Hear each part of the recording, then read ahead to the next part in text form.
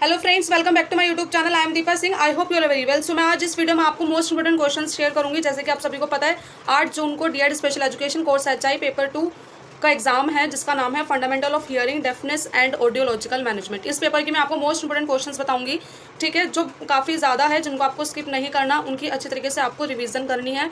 और इससे पहले भी मैं बता चुकी हूँ पेपर 2 के मोस्ट इंपोर्टेंट क्वेश्चंस, वो वाला पीडीएफ मैंने अपने ग्रुप पर शेयर मैं कर चुकी हूँ। जिन्होंने अभी तक वो पीडीएफ नहीं देखा और उसकी वीडियोज़ नहीं देखी है, आप वो वीडियो भी देख सकते हैं।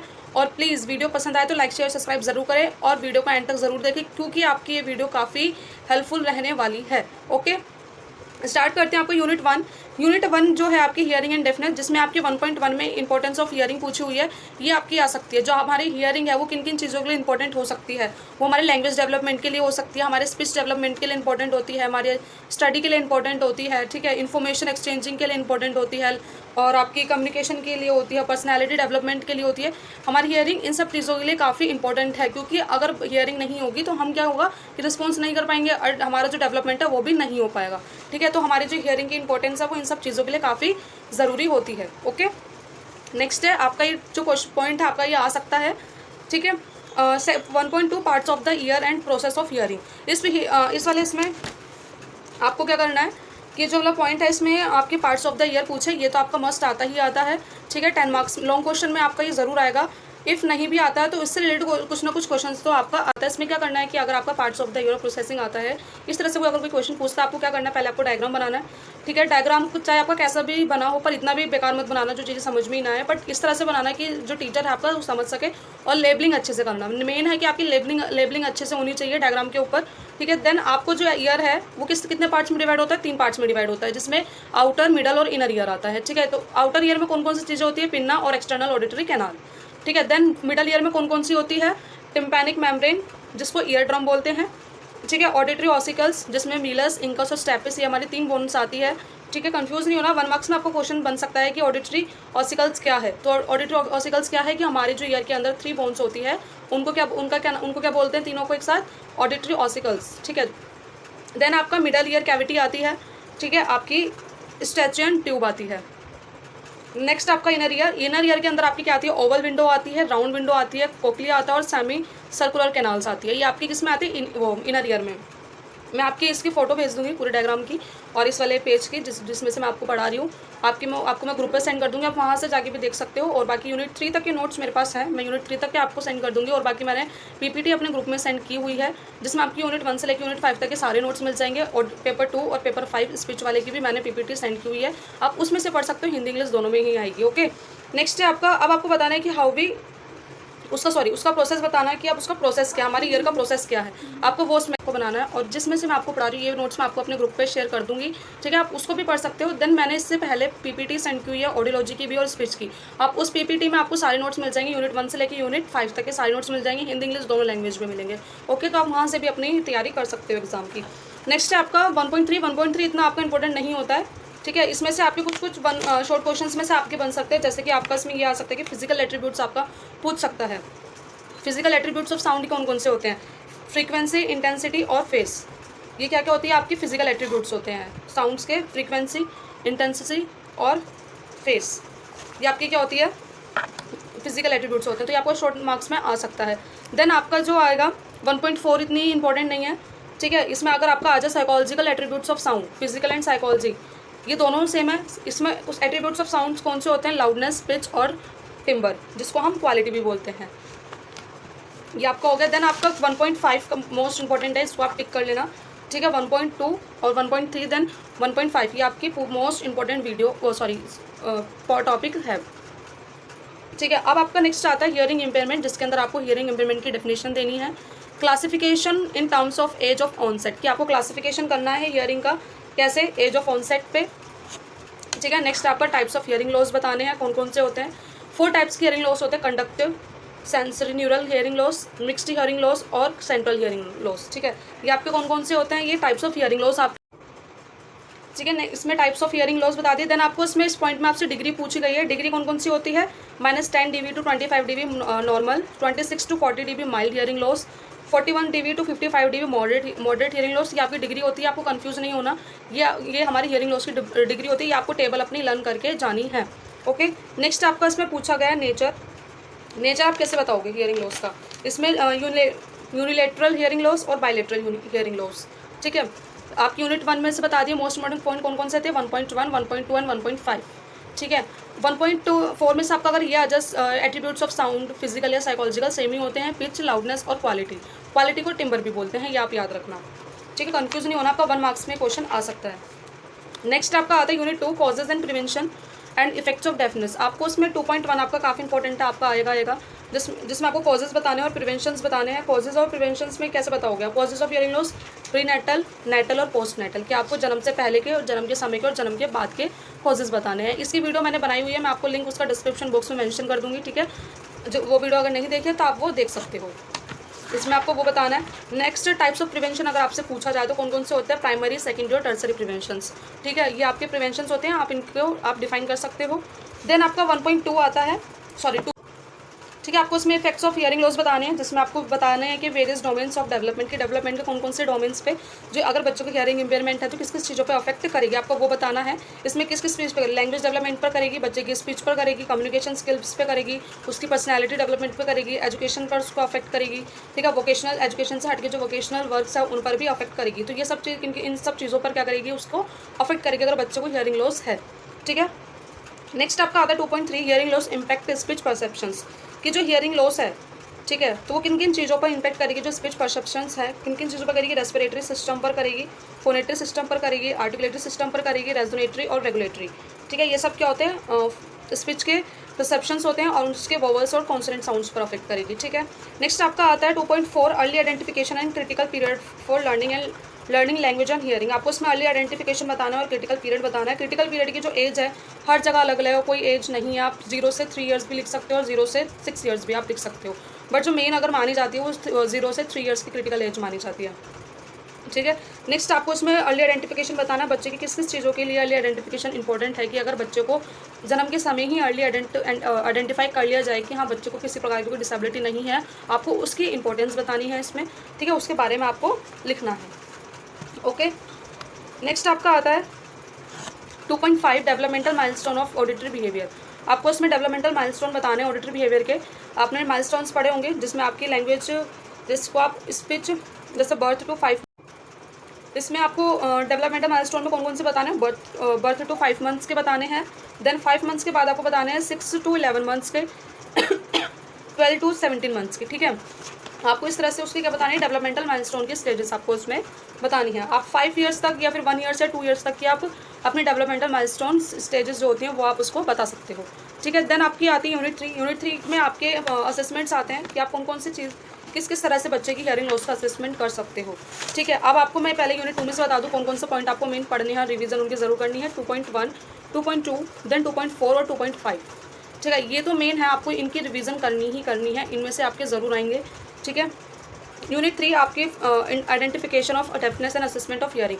फॉर्मल एंड इनफॉर्मल असेसमेंट आपको उसमें बताना है कि आप फॉर्मल तरीके से किस तरह से असेसमेंट कर सकते हो। फॉर्मल असेसमेंट किस तरह से आप कर सकते हो, जिसमें आप टेस्ट वगैरह का यूज़ करो, ठीक है। जैसे आपने अलग अलग तरीके के टेस्ट पढ़ोगे, बेरा टेस्ट पढ़ा होगा, वेरा टेस्ट पढ़ा होगा, ट्यूनिंग फोक टेस्ट पढ़ा होगा, प्योरटन ऑडियोमेट्री टेस्ट पढ़ा होगा, तो इन्हीं में ही आपके फॉर्मल इनफॉर्मल टेस्ट होते हैं जिनको आप करते हो, ठीक है। ये आपका मोस्ट इंपॉर्टेंट है। नेक्स्ट आपका जो जब आप फॉर्मल इनफॉर्मल टेस्ट आप लिखते हो तो इनफॉर्मल टेस्ट में ही आप फॉर्मल टेस्ट में आपके 2 तरीके के टेस्ट बटे हुए होते हैं, सब्जेक्टिव और ऑब्जेक्टिव टेस्ट, ठीक है। सब्जेक्टिव टेस्ट में आपके कौन कौन से होते हैं, सब्जेक्टिव टेस्ट में आपके आते हैं tuning fork test, pure tone audiometry, speech audiometry, visual reinforcement audiometry और प्ले ऑडियोमेट्री। ये आपके कौन से होते हैं, सब्जेक्टिव टेस्ट होते हैं। देन आपके ऑब्जेक्टिव टेस्ट कौन कौन से होते हैं, impedance audiometry, brain stem evoked response audiometry and otoacoustic emissions. ये आपके कौन से होते हैं, ऑब्जेक्टिव टेस्ट होते हैं, ठीक है। नेक्स्ट आपकी जो पॉइंट आती है कंडीशनिंग, नेक्स्ट आपका आता है 3.2 conditioning for audiometry and 3.3 audiometry for children. इसमें क्या होता है कि आपको उसमें जो आपने ऑब्जेक्टिव और सब्जेक्टिव टाइप के जो टेस्ट पढ़े थे इसमें वही आपको एक्सप्लेन करने हैं। अगर आपको इस तरह से कोई आता है कंडीशनिंग या फिर ऑडियोमेट्री फॉर चिल्ड्रन, इसमें आपको 4 टेस्ट आप इसमें एक्सप्लेन कर देना, 4 नहीं तो 3 आप कोई भी टेस्ट आप इसमें एक्सप्लेन कर देना। देन आपको 3.5 ऑडियोग्राम एंड इट्स इंटरप्रिटेशन, आपको ऑडियोग्राम के बारे में इसमें एक्सप्लेन कर देना, क्या उसके यूजेस है, क्यों उसको बनाया जाता है और क्या चीज़ उस पर शो कराई जाती है। प्योरटन ऑडियोमेट्री पर आपने देखा होगा बोन कंडक्शन और एयर कंडक्शन आपने आपका टेस्ट हुआ होगा आपके कॉलेज में, तो आपको ऑडियोग्राम पे वही उसी की यूनिट आपके ऑडियोग्राम पर शो कराई जाती है। ठीक है। 3.5 आपको स्पीच बनाना किस तरह से बनता है, क्या उसकी यूजेस है, क्यों बनाया जाता है, ठीक है, और क्या उसका वर्क रहता है, आपको वो उसमें एक्सप्लेन करना है। देन इसमें जो मोस्ट इंपोर्टेंट क्वेश्चन है आपका 3.1, 3.2 और देन 3.5 और 4, ये आपके कौन कौन से, ये आपके मोस्ट इंपोर्टेंट है, आप इनको ज़रूर पढ़ कर जाना। नेक्स्ट आपका आता है यूनिट 4 एम्प्लीफिकेशन डिवाइसेस। आपको उसमें एम्प्लीफिकेशन डिवाइसेस के बारे में बताना है। आप 4.1 hearing aids and its parts function and it's type, आपको उसमें बताना है कि आपको हियरिंग एड क्या है उसके बारे में आप एक्सप्लेन कर देना कि हियरिंग एड क्या है। देन उसके पार्ट्स के बारे में आप एक्सप्लेन कर देना। हियरिंग एड के कौन कौन से पार्ट्स होते हैं, microphone, amplifier, receiver, battery, ear moulds, ठीक है, on off switch, volume control, tone control, cord, clip, telecoil and body compartment.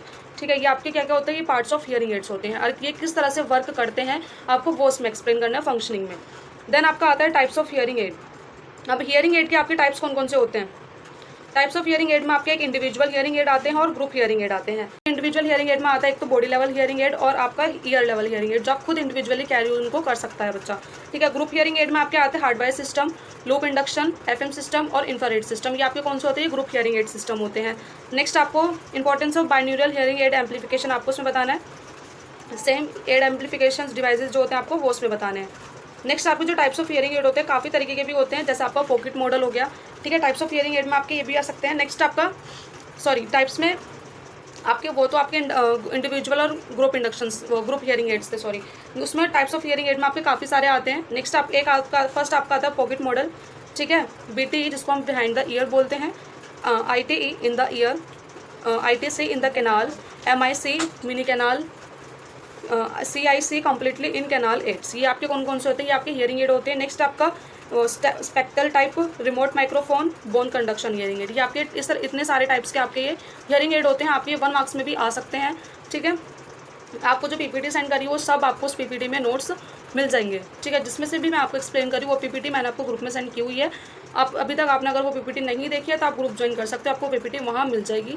ठीक है, नेक्स्ट आपका आता है classroom amplification system and assistive classroom amplification device. से पहले मैं आपको एक चीज़ बता दूँ, आपके इसी यूनिट में एक ईयर मोल्ड करके एक पॉइंट आता है जो आपका क्वेश्चन आपका आ सकता है और काफ़ी इंपॉर्टेंट है आपका, या तो लॉन्ग क्वेश्चन में या फिर आपके शॉर्ट क्वेश्चन में आपका वो आ सकता है। ठीक है, तो टाइप्स ऑफ ईयर मोल्ड क्या है आपको वो बता देना है। ठीक है, नेक्स्ट आपके जो टाइप्स ऑफ ईयर मोल्ड कौन कौन से होते हैं, रेगुलर, फुल और कंप्लीट ईयर मोल्ड। ठीक है, सेकंड है आपका शेल ईयर मोल्ड, थर्ड है आपका स्केलेटन ईयर मोल्ड, 4 है आपका सेमी स्केलेटन ईयर मोल्ड, ये आपके 4 टाइप्स के ईयर मोल्ड होते हैं। ठीक है, नेक्स्ट आपका आता है group amplification device. Next is 4.2 में आपकी एम्प्लीफिकेशन सिस्टम और असिस्टिव लिसनिंग डिवाइस। ठीक है, ग्रुप एम्प्लीफिकेशन डिवाइस और असिस्टिव लिसनिंग डिवाइस दोनों सेम ही है, दोनों का नाम अलग अलग है बट दोनों चीज़ क्या होती है आपकी सेम होती है। ठीक है, अब इसमें आपको बताना है कि ग्रुप एम्प्लीफिकेशन डिवाइस कौन कौन से होते हैं, कि जो आप हियरिंग एड, जो बच्चे का जो हियरिंग टेस्ट है वो किस ग्रुप में कर सकते हो, जो टेस्ट ग्रुप में कर सकते हो आपको वो आपके 4 टाइप्स के होते हैं, hardware system, loop induction system, FM system और इंफ्रारेड सिस्टम, ये आपके ग्रुप एम्प्लीफिकेशन डिवाइस होते हैं कि जिससे आप ग्रुप में रखकर बच्चे का हियरिंग लॉस टेस्ट कर सकते हो। ठीक है, नेक्स्ट आपका आता है hearing aid care, maintenance and trouble shooting, ये आपकी इसके ऊपर भी मैंने एक वीडियो बनाई हुई है। ठीक है, आप इसको आपको बताना है कि इसमें हियरिंग एड है, जो अगर बच्चे का हियरिंग एड है आप उसकी किस तरह से केयर कर सकते हो।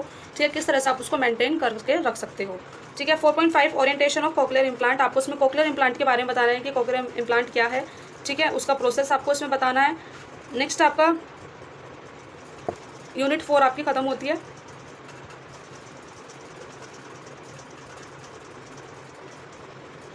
यूनिट 4 में जो आपके पॉइंट है मेन इंपॉर्टेंट वो आपके 4.1, 4.2 और 4.5, देन 4.3 4.1, 4.2, 4.4 और 4.5, ये आपकी मोस्ट इंपॉर्टेंट टॉपिक्स है, इनको आपको ज़रूर रिवीजन करनी है। ठीक है, इनको बिल्कुल भी स्किप नहीं करना, जो टॉपिक्स मैं आपको बता रही हूँ काफ़ी इंपॉर्टेंट है और आपके लिए काफ़ी हेल्पफुल भी रहेंगे। ठीक है, नेक्स्ट हमारी यूनिट आती है नेक्स्ट आपका आता है यूनिट 5 ऑडिटरी लर्निंग। इसमें से आपके 5.1, 5.3 और 5.4 और 5.5 मोस्ट इंपॉर्टेंट है, जिसमें से आपको बताना है कि फर्स्ट ऑफ पॉइंट में आपको बताना है listening for daily living and learning, कि जो हमारी लिसनिंग है वो डेली लाइफ के लिए और हमारे लर्नर्स के लिए किस तरह से रोल प्ले करती है। ठीक है, लर्नर्स कौन कौन से होते हैं, हमारे वार्क मॉडल के नाम से लर्नर्स को जाना जाता है, जैसे ऑडिटरी, विजुअल, रीडर और काइनेस्थेटिक, हमारे लर्निंग स्टाइल्स होते हैं। देन आपका जब आता है 5.3 स्टेजेस ऑफ ऑडिटरी ट्रेनिंग, इसमें आपको बताना है, ये आपको मोस्ट इंपॉर्टेंट है, ये तो आपका आता है। ठीक है, आपकी शॉर्ट नोट्स में जरूर आएगा। इसमें स्टेजेस ऑफ ऑडिटरी ट्रेनिंग, पहले तो आपको अगर इस तरह से 1 मार्क्स में आपका ये पूछ सकते हैं कि ऑडिटरी ट्रेनिंग क्या है। ठीक है, नेक्स्ट आपका ऑडिटरी ट्रेनिंग के स्टेजेस कौन कौन से होते हैं, awareness of sound, discrimination of sound, identify of the sound और अंडरस्टैंडिंग ऑफ द साउंड। ये हमारे क्या होते हैं, stages of auditory training. Next आपका आता है auditory verbal approach. Auditory verbal approach आपको बतानी है कि क्या होती है ऑडिटरी वर्बल अप्रोच। देन आपको उसमें बताना है उसके प्रिंसिपल्स और उसकी स्ट्रैटेजीज, ठीक है। नेक्स्ट आपका आता है 5.5 activities for auditory training group and individual. ये जो एक्टिविटीज़ है ऑडिटरी ट्रेनिंग के ग्रुप और इंडिविजुअली आप किस तरह से करा सकते हो, आपको वो उसमें एक्सप्लेन करना है, ठीक है। इस तरह से आपकी यूनिट 1 से लेकर 5 तक की सारे पॉइंट्स मैंने आपको ईजी वे में और काफ़ी अच्छे तरीके से समझा दिया। आई होप आपके लिए वीडियो काफ़ी हेल्पफुल रहेगी, ठीक है। और अपने एग्जाम की प्रिपरेशन अच्छे से करते रहना है। इससे पहले कि मैं मोस्ट इंपॉर्टेंट क्वेश्चंस की वीडियोस अपलोड कर चुकी हूँ, जिन्होंने अभी तक वो नहीं देखी प्लीज़ वो जरूर देखिए, वो भी आपके लिए काफ़ी हेल्पफुल रहेगी और जो वीडियो है ये भी आपके लिए काफ़ी हेल्पफुल रहेगी, ठीक है। PDF और PPT मैंने अपने ग्रुप पे शेयर किए हुए हैं, आप वहाँ से जाके देख सकते हो। आपको PDF भी और आपको PPT भी मेरे ग्रुप पर मिल जाएगा, ठीक है। Next, all the best for your exam. आप प्रिपरेशन अच्छे से करते रहिएगा और प्लीज़ वीडियो पसंद आई तो प्लीज़ लाइक शेयर सब्सक्राइब ज़रूर करें और अपने दोस्तों तक भी शेयर करें कि ताकि उनकी भी हेल्प हो सके। और प्लीज़ सब्सक्राइब कर दिया करो आप। All the best for your exam.